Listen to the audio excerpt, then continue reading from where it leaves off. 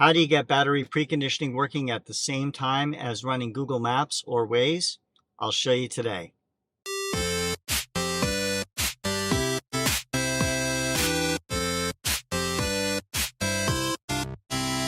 Let's try the kimchi. So the EV6 over the past year has introduced in its software the ability to battery precondition before you reach your charging stop. Why do you want to do that? Well, what it does is it gets the battery to the correct temperature, either heating it more likely or cooling it to get it to the temperature where it's going to give you the charge that this car is capable of if you're on a cooperating charger. So you'll see speeds of 220 to 240 kilowatts to start with, and it will hold that for a fair amount of the charge curve. If you don't battery precondition, this car is somewhat sensitive if the battery isn't in the right range, and so what you'll have is the car will not charge at its full potential. So if you can battery precondition, why wouldn't you? Now, there's a number of conditions, and it's rather complex to get the battery to precondition. It's not like pressing a button, which apparently you can now do in the Kia EV9 with the latest version of the software package. So a later version of the software allows you to do that, but I don't think this battery preconditioning on demand is going to be available for the EV6, at least not right away. So what you have to do is you have to set a destination in a particular way and navigate with a factory navigation system so that it knows it's going to a charger POI on the map, the native map, not your CarPlay or Android Auto map, for it to be able to battery precondition before you reach the charging stop. It starts this at over 20% state of charge. So if it's under 20%, it's not going to battery precondition, which is kind of lame. The second thing it does, and it's a prerequisite, is it only starts 30 minutes before you reach the charger. Now, the charger needs to be set up not as a normal destination, but as a POI.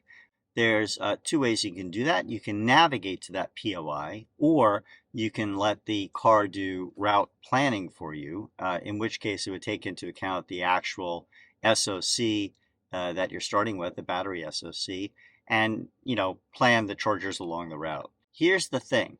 If you use the native navigation system to navigate, it's not too great. It's about, around 2014 Kia Hyundai technology here.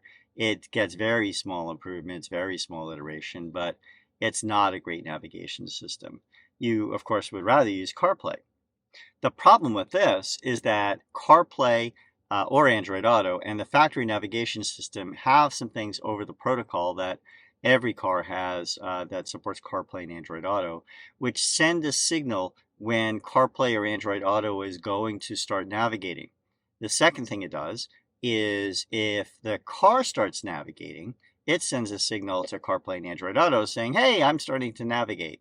It does this so only one navigation system is active, navigating turn-by-turn directions at a time, so that you don't have conflicting voice prompts telling you to go to places, and you might not know which one to listen to. So in the infinite wisdom, what Kia has done and Hyundai has done, along with a lot of other manufacturers, is they haven't opened up the ability to battery precondition to the CarPlay or Android Auto systems to be able to tell the factory system that you're going to a charger. But you can't use those preconditioning unless you're using the navigation system from the factory. Now, what I'm doing is an interesting hack. So companies have gone and hacked into the protocol for CarPlay and to some degree for Android Auto, and they've been able to make devices that talk CarPlay. So to the car, this feels like it's a CarPlay iOS phone that's connected in, but really what it is an Android device without a display on it that basically is acting like a tablet. So if you follow these steps, you'll have the best of both worlds. You'll have the car being able to precondition the battery and do your route planning for you because it knows the state of charge of the battery and it knows when it's approaching a fast charger. Yet you'll be able to use cloud-based navigation from either Google Maps or from Waze in order to navigate to your final destination. So here are the steps and the things you need to follow to set this up. So the first thing you're going to do is go into your EV settings. You can get there by going from this home screen that you have when you first turn on the car and clicking on the car itself, which goes to the battery, or you can go to the EV leaf from your main menu. Either way, you're going to go into this display, which lets you control a lot of the parameters and aspects of the battery on the vehicle, as well as to see things like how much your range is with your HVAC on and with it off. But we're going to go here to the gear at the far right bottom corner. You're then going to go to battery conditioning mode, and you're going to make sure this battery conditioning mode toggle is turned on. When you turn this on, it makes the stock navigation system turn on battery preconditioning automatically when you are approaching a fast charging stop that it knows is fast charging stop in the POI database. And we're going to go into that in a minute. But you got to make sure battery preconditioning mode is on, or else that's not going to precondition for you. So it's called battery conditioning mode under battery conditioning mode. All right, next thing you want to do is make sure your CarPlay or Android Auto is not plugged in to any degree. And you're going to go to Setup, and then you're going to go to Device Connections. And now you're going to go to Phone Projection Settings. Now, the Tbox device is an Apple CarPlay device. So you're going to want to go to the Apple CarPlay settings, and you're going to turn on this setting here, which is Use Split Screen on Apple CarPlay screen. So let's turn that on right there. Okay. And what that's going to do is it's going to have a split screen while you have projection in 2/3 of the display. It's going to have 1/3 of the display that is available to be used by the native car systems and displays, one of which is the native navigation system. If you leave this on, that's going to allow you to make sure it's continuing to navigate to your charger. It's going to update you on which charger it wants to go to and how to get to it. And it's also going to give you some other additional information that you can access, such as how much your battery is being used by different car systems, a compass, and other mildly interesting things. But you want to make sure this is on in order to have all those things working. So Apple CarPlay, use split screen on Apple CarPlay screen, check that one on. Now, with all that being said, let's plug in our Tbox in this case, and we're going to turn it on. Now you can use a number of these different devices that are out there that are all essentially Android tablets without a screen that speak CarPlay in order to display on your car screen and to take input from the car as the touch input on the tablet. The Tbox Plus is a pretty good one, I recommend, because it has a decent processor and it has at least 8 megs of application memory. You want at least 8 megs of application memory there because that's going to make things a little bit snappier in using more high-powered applications such as Google Maps. All right, now the Tbox is booting up, and you'll see it's booted up now fully. We're going to show you what you need to do in order to set up Google Maps in order to be able to use it as your primary navigation, cloud-based navigation, while having the system still precondition, or the car precondition, when you approach your next charging stop on the right. So let me load up Maps here, and then you'll see it has the search bar here. We're going to go into the user icon that you have there for your account on Google, and we're going to go down to settings, and then you're going to scroll down until you see the navigation settings. You're going to click on navigation settings, and then you're going to make sure sound and voice is muted. So the mute state has to be muted. If that is unmuted, or even if you have alerts playing, that's going to cause the Kia system to believe that you are using another system or projection system to navigate, and it's going to kill your native navigation that's running, which will cause your car to stop preconditioning or not to start preconditioning if it had already started. So make sure your mute state is muted for Google Maps. All right, so now that that's taken care of, let's go somewhere And we're going to see how both of these systems can coexist and precondition your battery at the same time. So I'm going to go navigate somewhere. Let's say navigate to In-N-Out near Kettleman City.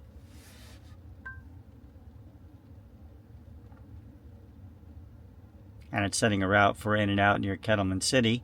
That's 2 hours and 43 minutes away from where we are right now in Sunnyvale, California. And it's telling me how to go there and giving me directions. Now you'll notice that the control here for navigation voice instructions is on mute. Now, while that's on mute, let's go back to the stock navigation system here. Go to the navigation menu and show you what you have to do. Now, you could do one of two things. You can search for POIs and then search for EV charging stations there if you know that there's a charging station you want to find, and it lets you find your current position along your route near a destination. You can also filter by the type of charging provider and also the speed of charging or the power of the charging station. Or what you could do is use the route planning that the EV6 has built into it. So I'm going to hit the search button here, and then let me find a place we want to go to. Let's say we want to go to Santa Barbara, California, and that's far enough away that I'm not going to be able to get there with one charge, so it's figuring that out right now. And it says the battery capacity is insufficient to reach your destination. Do you want to stop at an EV charging station? So I'm going to say yes, I do. And now we're going to go calculate adding in a charging stop before we reach the destination. So the car has figured all this out, and it's going to stop at 2 stops. One is at Dan and Anna Thompson, that I know is in Los Alamos, California, and another one at Foods Co. somewhere. I don't know, that's in Soledad. So we're going to hit start guidance here, and it's now starting guidance to those destinations. If I go back here and go to CarPlay, you'll see that we are navigating on the right to my final destination, which will include preconditioning of the battery a half an hour before you reach any charging stop along the way. And plus I have cloud navigation going on the left side here, and I can pay attention to this and it'll give me live traffic and probably much better routing than the Kia system will. So that's how you have these both working at the same time. Just to show you battery preconditioning, let's go and set a different destination in the factory system. And I'm going to go navigate to nearby POIs, EV charging stations, and I'm going to go near current position, and we're going to find this Walmart, which is pretty nearby here. I'm going to route to there, and I'm going to start guidance to go there, and it's very close by. And we're going to see in a second that because we're within 30 minutes of reaching that destination, it's going to indicate on my instrument cluster, the other screen that I have here, a coil.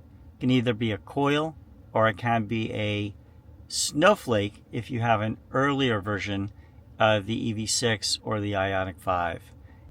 All right, so if you look here on the instrument cluster and we zoom in to this battery icon right here, you'll see that it's now a coil instead of the usual lightning bolt showing you the percentage. And that coil indicates that it's actually actively preconditioning the battery. That means it's heating or cooling it, in this case heating it, to prepare it to accept the maximum performance level of fast charging. All right, so now let me show you what you can do in Waze to also achieve being able to have the stock system running and cloud-based navigation on the main part of the screen. So in Waze, you have a couple more options. So launching Waze, you'll see that there's a hamburger menu here. I'm going to hit it and then go to settings. In settings, you'll see that there's an option or a menu item that is voice and sound. Click on that and you can actually leave the sounds on, but only if you change one thing here, which is turn on the toggle which says play sound to phone speaker. If you turn that on, it's going to play the navigation instructions on the same channel as you have media. If you click this off, it's going to put them on what it considers to be the navigation channel. What that means is that it will have the native system detect that you're navigating, and it will stop this navigation and preconditioning. So if you turn it on and have play sound to phone speaker, everything will be happy. Let me show you that working.